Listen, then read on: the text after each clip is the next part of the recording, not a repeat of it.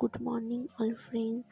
এখনো good morning হয়নি, এটা ভোরবেলা উঠে ভাইকে তেল মাখিয়ে দিচ্ছি। তারপরে গরম জল বসিয়ে দিয়েছি, গরম জল হচ্ছে। আর ভাই স্নান করে ঠান্ডা জল নিয়ে এসে গোলাটা গুলিয়ে নিল। এটা আতপ চালের গোড়া, ঠাকুরের সামনে লেপে নিয়েছে। এখানে এই কলকে করে এই গোলাটা দিচ্ছে আর বলে বাস্তি ঠাকুর পিঠে খাও, মানে এই ঠাকুরটাকে বাস্তি ঠাকুর বলা হয়। কলকে করে 5 জায়গায় দিচ্ছে। এবার প্রত্যেকটার মধ্যে সিঁদুরের ফোঁটা, ধান দুব্ব এগুলো দিয়ে দিচ্ছে। ভাই কিছু জানে না, প্রথমবার দিচ্ছে, তাই জিজ্ঞাসা করে নিচ্ছিল কিভাবে কি করতে হবে। আর হ্যাঁ, তোমাদের কার কার মধ্যে এই পুজোটা আছে আমাকে কমেন্ট করে জানাবে, যেহেতু এক একজনের মধ্যে এক এক রকম নিয়ম। কমেন্ট করে জানাবে কিন্তু কার কার মধ্যে এরকম আছে পুজো। ভোরবেলা করে উঠে এরকমভাবে ঘরের সামনে তুলসী তোলা, দুয়ারের মধ্যে, রান্নাঘরে, ঠাকুরের সামনে দিয়ে দিতে হয়। দেখো ভোর হয়ে গেছে, কি সুন্দর লাগছে দেখতে।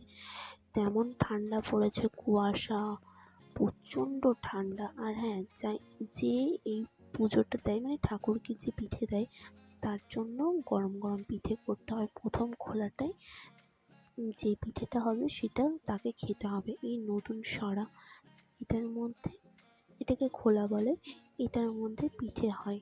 দেখো মা পিঠে করে নিয়েছে, কি সুন্দর গোলা গলিয়েছে।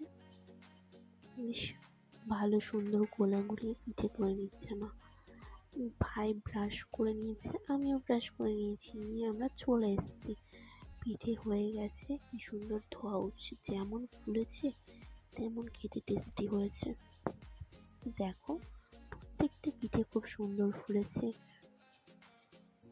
সত্যি অসাধারণ লাগে। আমি তো একবারেই 7-8টা পিঠে খেয়ে নিয়েছি। আর হ্যাঁ, যারা নতুন এসেছো, নতুন দেখছো, তারা আমার চ্যানেলটাকে সাবস্ক্রাইব করে নেবে আর লাইক করে দেবে। এখন দেখিয়ে দিচ্ছি কি সুন্দর ফুলেছে। এরকম এই পিঠে কাদের কাদের খাওয়া হয়ে গেছে এবছরে তারা কমেন্ট করবে। আর কার কার কোন পিঠে ভালো লাগে সেটা জানাবে। আমি খেতে বসে পড়েছি, আমি আর ভাই।